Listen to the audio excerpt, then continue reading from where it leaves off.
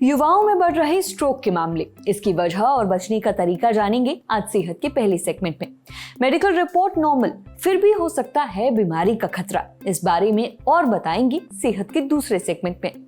Big boss fame आरती सिंह ने शादी से पहले 20 दिनों में घटाया था 5 किलो वजन, पर क्या तेजी से वजन घटाना सही है, पता करेंगे अपने आखिरी सेगमेंट में। Brought to you by Candid. Candid dusting powder, 4 skin problems का एक expert solution. Candid dusting powder, हटा खुजली, लगा कैंडिड। स्ट्रोक सिर्फ बुजुर्गों को होता है, पहले ऐसा ही माना जाता था, लेकिन अब तस्वीर बदल चुकी है। आज 18 साल के युवाओं में भी स्ट्रोक के मामले सामने आ रहे हैं। Indian council of medical research यानी ICMR की नई एनालिसिस के मुताबिक देश में हर 7 में से एक स्ट्रोक पेशेंट 18 से 44 साल के बीच है। यानी स्ट्रोक अब युवाओं में भी तेजी से बढ़ रहा है। स्ट्रोक तब होता है जब दिमाग में खून की सप्लाई अचानक रुक जाती है या खून की नस फट जाती है। ICMR की रिपोर्ट ये भी बताती है कि करीब 5 में से 2 मरीज लक्षण शुरू होने के 24 घंटे बाद ही अस्पताल पहुंच पाते हैं। इतनी ज्यादा देरी रिकवरी को और मुश्किल बना देती है। पर सबसे बड़ा सवाल तो यही है कि आखिर युवाओं में स्ट्रोक के मामले बढ़ क्यों रहे हैं। चलिए फिर आज सेहत के इस एपिसोड में डॉक्टर से जानेंगे युवाओं में स्ट्रोक के मामले बढ़ने की वजहें, ये भी पता करेंगे कि स्ट्रोक होने से पहले कौन से लक्षण दिखते हैं, स्ट्रोक होने के बाद शुरुआती कुछ घंटों में क्या करें, स्ट्रोक का इलाज क्या है और इससे बचाव कैसे करें। सुनिए।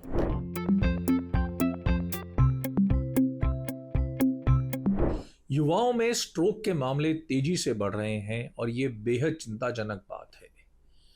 हमारी जीवन शैली में कई ऐसे बदलाव आए हैं जो इन बढ़ते हुए मामलों के लिए रिस्पॉन्सिबल हैं। सबसे बड़ी बात है कि युवाओं में लाइफस्टाइल बदलने की वजह से कई ऐसी बीमारियां जो पहले बूढ़े लोगों में पाई जाती थी वो बहुत ज़्यादा प्रचलित हो गई हैं। जैसे युवाओं में हाइपरटेंशन यानी कि बढ़ा हुआ ब्लड प्रेशर और डायबिटीज़ के मामले बहुत तेज़ी से बढ़ गए हैं। और सब जानते हैं कि डायबिटीज़ और ब्लड प्रेशर स्ट्रोक के मेन रिस्क फैक्टर हैं।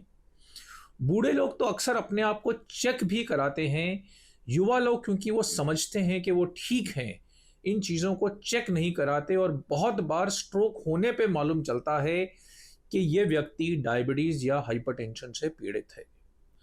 बदलते खाने के साथ युवाओं में बढ़े हुए कोलेस्ट्रॉल की मात्रा भी बहुत तेज़ी से बढ़ती जा रही है और हमारा सेडेंटरी लाइफस्टाइल बहुत सारे युवाओं को मोटापे का शिकार बना रहा है, जो साथ में मिलकर ब्रेन स्ट्रोक के बहुत बड़े रिस्क फैक्टर हैं। इसके साथ साथ ही एडिक्शंस जैसे धूम्रपान और अधिक अल्कोहल का सेवन या रिक्रिएशनल ड्रग्स स्ट्रोक का एक बहुत बड़ा कारण है, जिसको रोकने से स्ट्रोक का रिस्क सिग्निफिकेंटली कम हो सकता है। नींद पर ध्यान ना देना, ठीक से ना सोना, स्ट्रेस में रहना, इसके साथ साथ पोल्यूशन भी बढ़ते हुए स्ट्रोक का एक रिस्क फैक्टर है।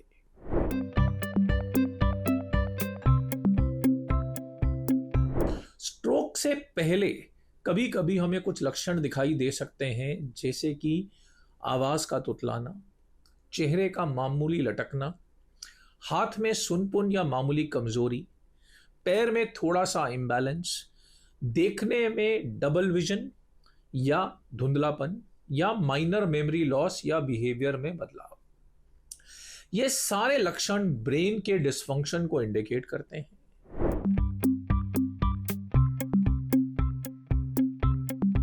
अगर हम पहले घंटे में या पहले कुछ घंटों में अस्पताल पहुंच के स्ट्रोक का डायग्नोसिस कर सकते हैं, तो हमारे पास ऐसे इंजेक्शन उपलब्ध हैं जो स्ट्रोक को पूरी तरह रिवर्स करने में सक्षम हैं। और जो लोग इंजेक्शन नहीं ले पाते, उनमें से कुछ लोगों को हम तार के रास्ते ब्रेन में जाकर क्लॉट्स को निकाल भी सकते हैं। इसके साथ साथ ही ब्लड प्रेशर, शुगर, कोलेस्ट्रॉल और कई सारी चीज़ों का ट्रीटमेंट करके हम ब्रेन में बने हुए क्लॉट्स को बढ़ने से रोक सकते हैं, पिघला सकते हैं और डैमेज ब्रेन को रिकवर करने में हेल्प कर सकते हैं। फिजियोथेरेपी, स्पीच थेरेपी, साइकोथेरेपी की अहम सपोर्टिव भूमिका है स्ट्रोक से रिकवर करने में।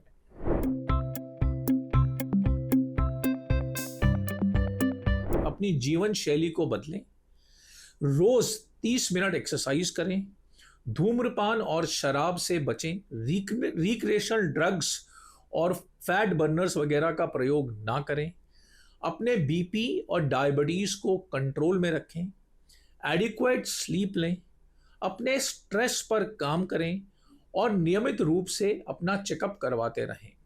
तो खान पान में भी बदलाव लाना जरूरी है। कम तला हुआ खाना खाएं, बहुत ज़्यादा कार्बोहाइड्रेट ना खाएं और नमक कम खाएं। अगर आप ये सब एहतियात बरतेंगे तो स्ट्रोक का रिस्क 50% से भी अधिक कम कर सकते हैं। स्ट्रोक पड़ने के अगले कुछ घंटे बहुत कीमती होते हैं। इस दौरान आप मरीज को जितना जल्दी अस्पताल लेकर जाएंगे, उसके ठीक होने का चांस उतना ही बढ़ जाएगा। समझे? अब बारी है सेहत के अगले सेगमेंट की, तन की बात।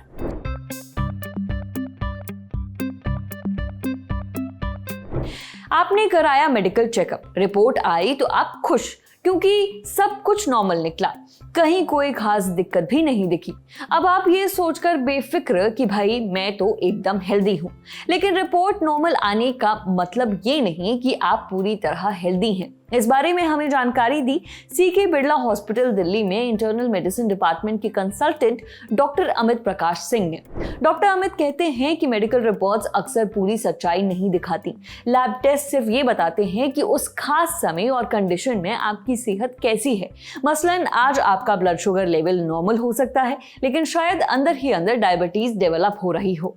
कोलेस्ट्रॉल नॉर्मल दिख सकता है, फिर भी आगे चलकर दिल की बीमारी हो सकती है। ईसीजी नॉर्मल आने का मतलब ये नहीं कि दिल पूरी तरह से स्वस्थ है। इसी तरह शुरुआती स्टेज का फैटी लिवर या किडनी की दिक्कत भी कई बार तुरंत टेस्ट में नहीं दिखती। स्ट्रेस, खराब नींद या विटामिन की कमी जैसी समस्याएं तो अक्सर रिपोर्ट में शामिल ही नहीं होती। यानी नॉर्मल रिपोर्ट थोड़ी राहत तो देती है, पर ये आपकी पूरी तरह हेल्दी होने की गारंटी नहीं है। आमतौर पर हम जो रूटीन चेकअप कराते हैं उसमें शामिल है सीबीसी यानी complete blood count, fasting blood sugar या random blood sugar, liver function test, kidney function test और लिपिड प्रोफाइल।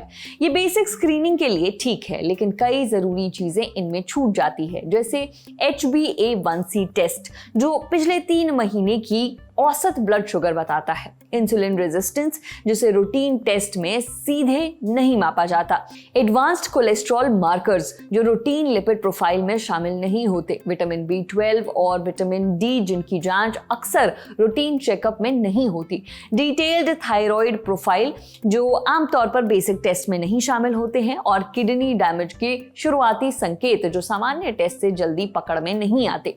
इसीलिए रिपोर्ट भले ही नॉर्मल हो, आप रोज एक्सरसाइज करें, हेल्दी और बैलेंस्ड खाना खाएं, अच्छी नींद लें और स्ट्रेस मैनेज करें। एक बात और, अगर आपके परिवार में किसी बीमारी की हिस्ट्री है तो थोड़ा ज्यादा सतर्क रहें। जैसे अगर डायबिटीज की फैमिली हिस्ट्री है तो हर 6 महीने साल भर में HbA1c टेस्ट जरूर कराएं।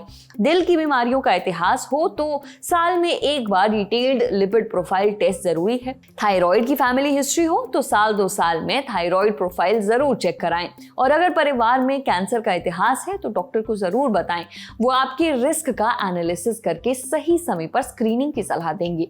अब बढ़ते हैं सेहत के आखिरी सेगमेंट की तरफ, खुराक यानी एक झक्कास सी हेल्थ टिप। ये है एक्ट्रेस आरती सिंह। आपने इन्हें बिग बॉस सीजन 13 में देखा होगा। कुछ वक्त पहले इन्होंने अल्फा नियॉन स्टूडियोज नाम के यूट्यूब चैनल को एक इंटरव्यू दिया। इसमें आरती ने बताया कि उन्होंने सिर्फ लौकी खाकर 20 दिन में 5 किलो वेट लॉस किया। आरती ने कहा, जैसे व्रत में लौकी खाते हैं, घी डालते हैं, जीरा मिर्च टमाटर डालते हैं, फिर टमाटर को अच्छी तरह पका लिया, इसके बाद लौकी और सेंधा नमक डाला, फिर धनिया डालकर सीटी लगाई, फिर थोड़ी और पकाकर खा लिया। मैंने 25 दिन लौकी की सब्जी खाई थी रात को। शादी से पहले मेरा 20 दिन में 5 किलो वेट लॉस हुआ था। देखिए, 20-25 दिनों में 5 किलो वजन कम होना बड़ी बात है।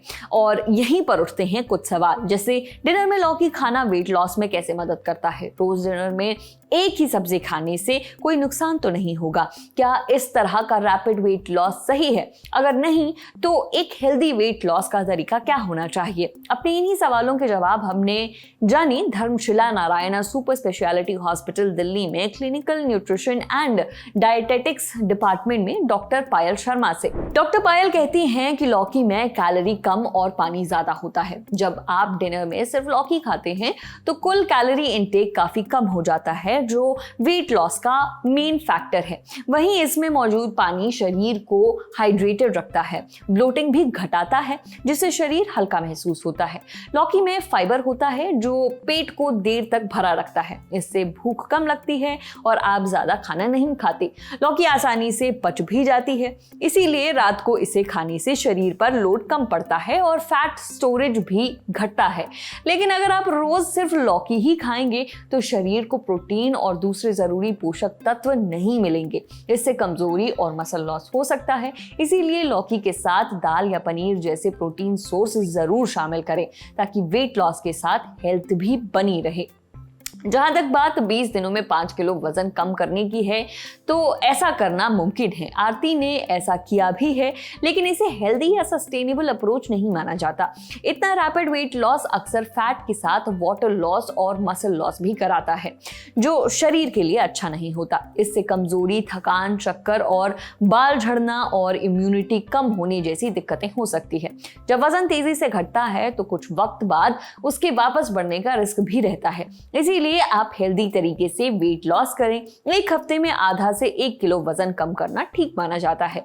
ये वेट लॉस का सेफ और टिकाऊ तरीका है। इससे शरीर पर एक्स्ट्रा स्ट्रेस नहीं पड़ता, मसल लॉस होने का रिस्क भी घट जाता है। वेट लॉस करने के लिए क्रैश डाइट करना या बहुत कम खाना अवॉइड करें। इसकी जगह बैलेंस डाइट लें, जिसमें दाल, पनीर, अंडा और चिकन जैसे प्रोटीन सोर्स हर मील में हो। रात का खाना हल्का रखें, चीनी, तली भुनी और प्रोसेस्ड चीजें कम खाएं। साथ ही 2.5 से 3 लीटर पानी पिएं और रोज करीब आधा घंटा टहलें या फिर हल्की एक्सरसाइज करें। आज सेहत में इतना ही। अच्छा, अगर आप डॉक्टर हैं या फिर आपका डॉक्टर से कोई सवाल है तो स्क्रीन पर दिख रही ईमेल आईडी पर दाग दीजिए। सूचना समाप्त। शुक्रिया।